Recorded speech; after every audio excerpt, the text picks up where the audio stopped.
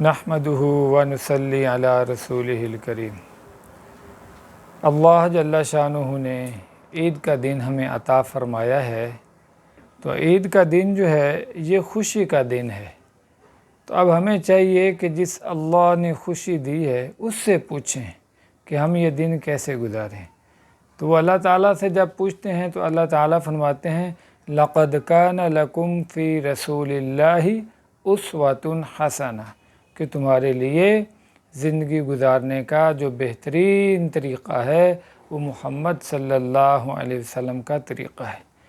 اب محمد صلی اللہ علیہ وسلم نے یہ دن کیسے گزارا؟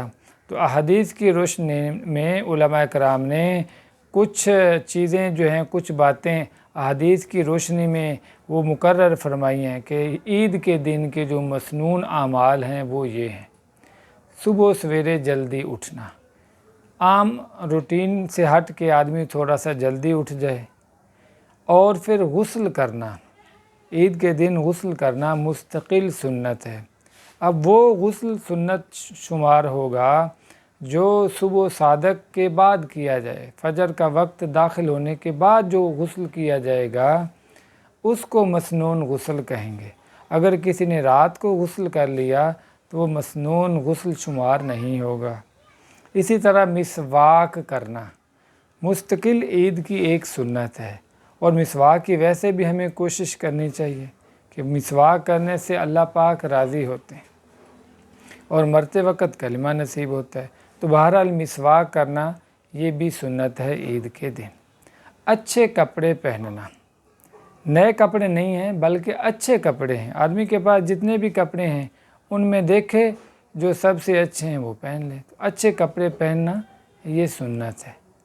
اسی طرح جائز زینت اختیار کرنا، جائز زینت اختیار کرنا مثلاً آدمی کپڑے استری کر لے، اور تیل لگا لے، اس طرح شیمپو کے ساتھ نہا لے وغیرہ وغیرہ، یہ ساری چیزیں جائز زینت کے تحت آتی ہیں۔ جائز زینت اختیار کرنا، خوشبو لگانا مستقل سنت ہے۔ ویسے بھی رسول اللہ صلی اللہ علیہ وسلم اس کو پسند فرماتے تھے، تو خوشبو لگانا۔ اسی طرح اگر عید الفطر ہے تو عید کی نماز سے پہلے صدقہ فطر ادا کرنا، اور عید الفطر کے موقع پر عید کی نماز پڑھنے کے لیے جانے سے پہلے کوئی میٹھی چیز کھا کے جانا۔ حضور صلی اللہ علیہ وسلم کھجوریں نوش فرماتے تھے، 3 5 7 کھا لیں۔ اور اگر عید الاضحیٰ ہے تو وہ آدمی جس نے قربانی کرنی ہے اس کے لیے سنت، اس کے لیے مستحب یہ ہے کہ وہ قربانی کے دن اپنے کھانے کی ابتدا اپنی قربانی کے گوشت سے کرے، جس نے قربانی کرنی ہے۔ اسی طرح عیدگاہ کی طرف جلدی جانا، عیدگاہ کی طرف جلدی جانا سنت ہے۔ اور اسی طرح ایک سنت عید کی یہ ہے کہ پیدل جانا عیدگاہ کی طرف، یہ بھی سنت ہے۔ ہم ان اعمال کو سنت سمجھ کے کریں گے تو ہمارے ہر عمل اللہ کے ہاں قیمتی بنے گا۔ اور اسی طرح راستہ تبدیل کرنا، جاتے ہوئے ایک راستے سے جانا اور واپسی دوسرے راستے سے آنا، تو راستہ تبدیل کرنا یہ رسول اللہ صلی اللہ علیہ وسلم کی ایک مستقل سنت ہے عید کے دن۔ اور اسی طرح تکبیرات کہتے ہوئے جانا، عید الفطر کے موقع پہ آہستہ آواز ہے، اور عید الاضحیٰ کے موقع پہ کچھ بلند آواز سے کہنا، اللہ اکبر اللہ اکبر لا الہ الا اللہ واللہ اکبر اللہ اکبر وللہ الحمد، اس کو کہتے تکبیرات، یہ کہتے ہوئے جانا۔ اور اسی طرح جو ہے وہ عید کی نماز کھلے میدان میں عیدگاہ میں پڑھنا، یہ سنت ہے۔ تو یہ وہ مسنون اعمال ہیں جو احادیث کی روشنی میں ثابت ہے، تو ہمیں ان کا اہتمام کرنا چاہیے۔